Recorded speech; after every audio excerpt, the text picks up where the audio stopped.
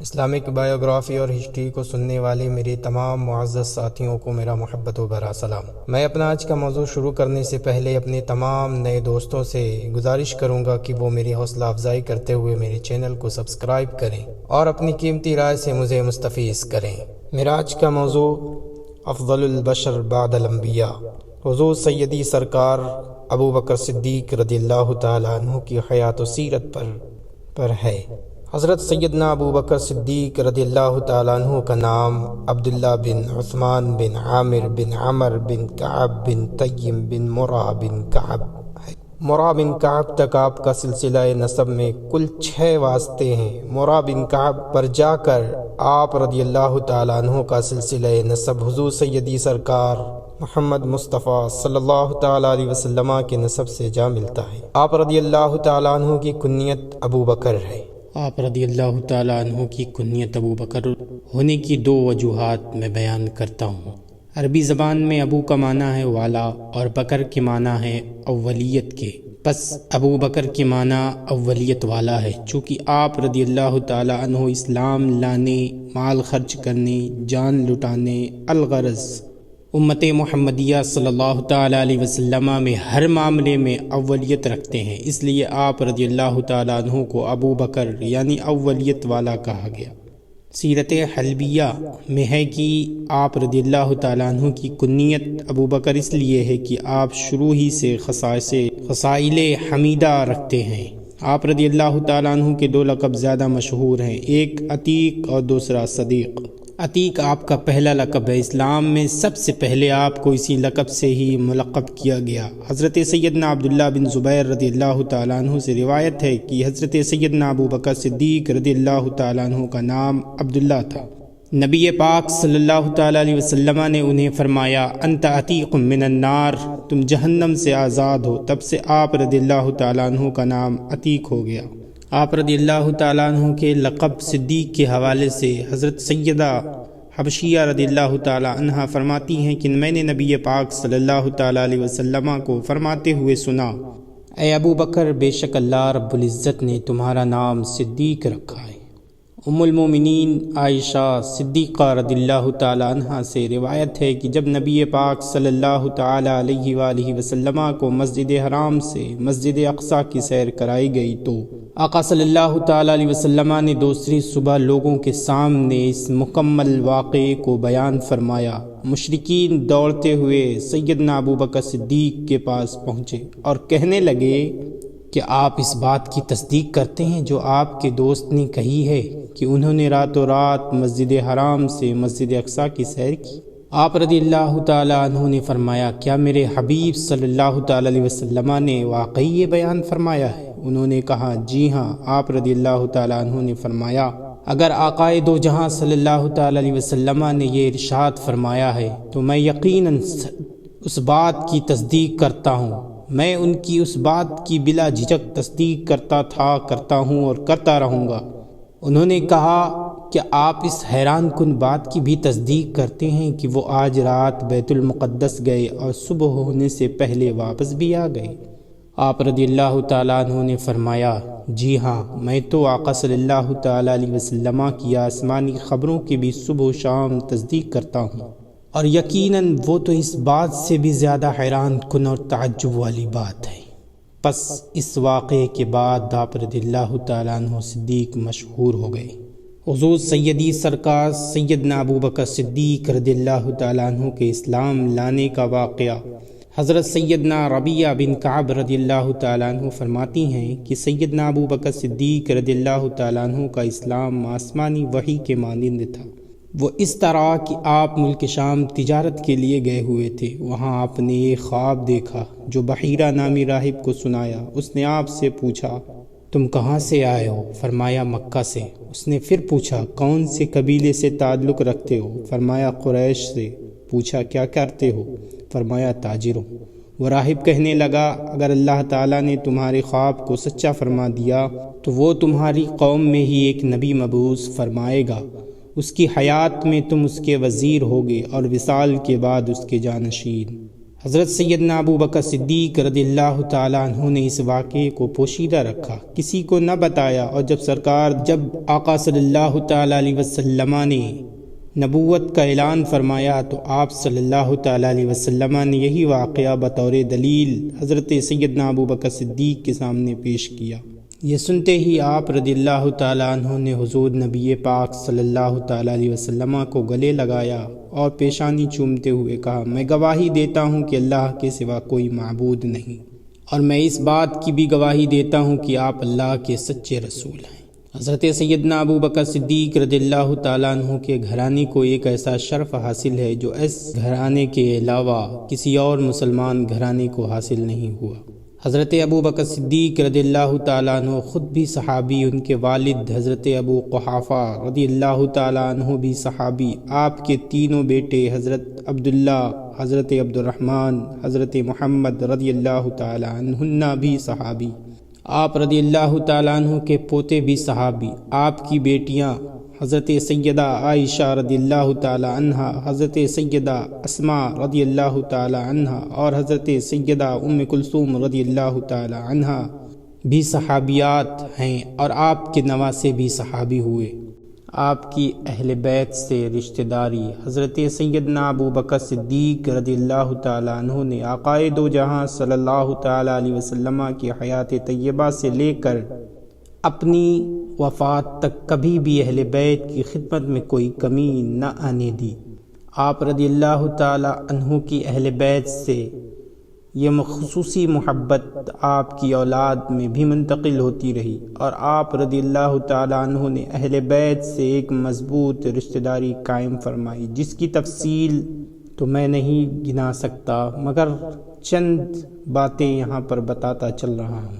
حضرت سیدنا ابو بکر صدیق رضی اللہ تعالیٰ عنہ نے اپنی لاڈلی شہزادی سیدہ عائشہ صدیقہ رضی اللہ تعالیٰ عنہا کا نکاح 8 بعثت نبوی شوال المکرم میں اپنے محبوب صلی اللہ تعالیٰ علیہ وسلم سے کیا۔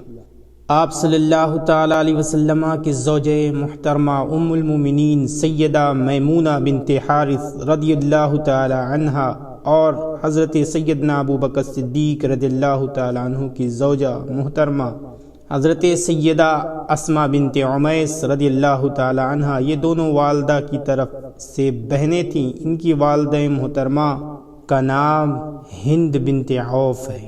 یوں اس مبارک رشتے سے آپ صلی اللہ تعالیٰ علیہ وسلم اور حضرت سیدنا ابو بکر صدیق رضی اللہ تعالیٰ عنہ ہم زلف ہوئے۔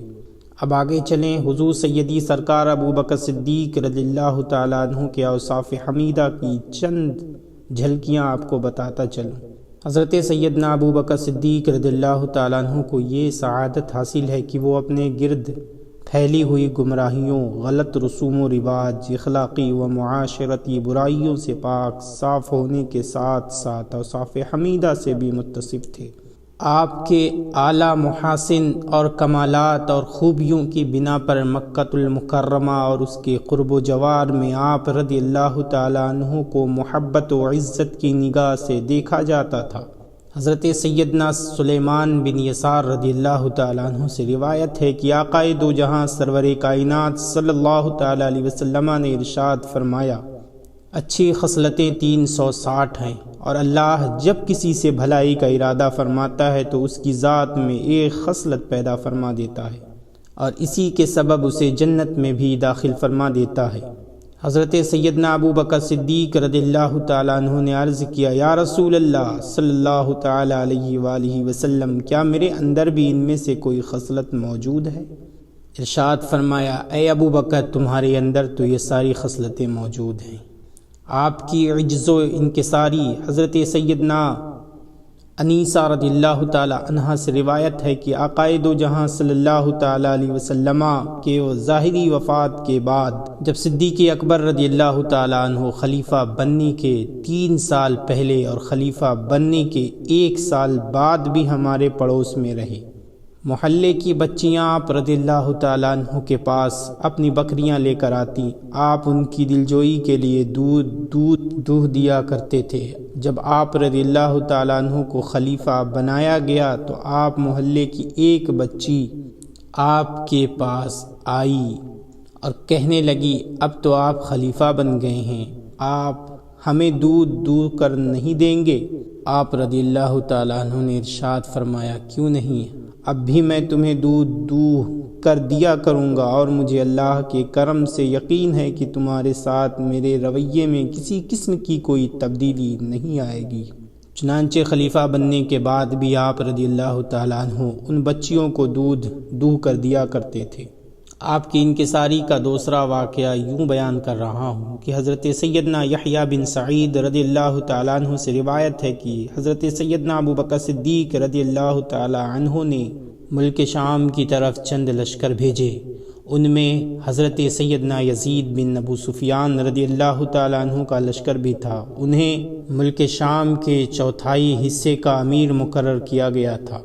ان کی روانگی کے وقت حضرت سیدنا ابو بکر صدیق رضی اللہ تعالیٰ عنہ انہیں چھوڑنے کے لیے ان کے ساتھ ساتھ پیدل چل رہے تھے، اور یہ گھوڑے پر سوار تھے۔ حضرت سیدنا یزید بن ابو سفیان رضی اللہ تعالیٰ عنہ نے عرض کیا اے اللہ کے رسول صلی اللہ تعالیٰ علیہ وسلم کے خلیفہ، یا تو آپ سوار ہو جائیں یا میں اپنے گھوڑے سے اتر جاتا ہوں۔ آپ رضی اللہ تعالیٰ عنہ نے ارشاد فرمایا نہ تو تم اپنے گھوڑے سے اترو گے اور نہ ہی میں سوار ہوں گا، بلکہ میں تو اپنے ان قدموں کو راہ خدا میں شمار کرتا ہوں۔ آپ کی انکساری کا تیسرا واقعہ حضرت سیدنا عمر فاروق رضی اللہ تعالیٰ عنہ رات کے وقت مدینہ منورہ کے کسی محلے میں رہنے والی ایک نابینا بوڑھی عورت کے گھر کام کاج کر دیا کرتے تھے۔ آپ رضی اللہ تعالیٰ عنہ اس کے لیے پانی بھر لاتے اور اس کے تمام کام سر انجام دیتے۔ حسب معمول ایک مرتبہ بڑھیا کے گھر آئے تو یہ دیکھ کر حیران رہ گئے کہ سارا کام ان سے پہلے ہی کوئی کر گیا تھا۔ بہرحال دوسرے دن تھوڑا جلدی آئے تو بھی وہی صورتحال دیکھی کہ سب کام پہلے ہی ہو چکے تھے۔ جب 2-3 دن ایسا ہوا تو آپ کو بہت تشویش ہوئی کہ ایسا کون ہے جو مجھ سے نیکیوں میں سبقت لے جاتا ہے۔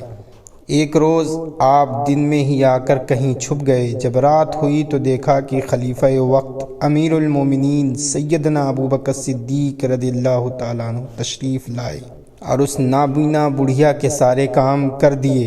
آپ رضی اللہ تعالیٰ عنہ بڑے حیران ہوئے کہ خلیفہ وقت ہونے کے باوجود اس بوڑھی خاتون کے تمام امور خوش دلی سے انجام دے رہے ہیں۔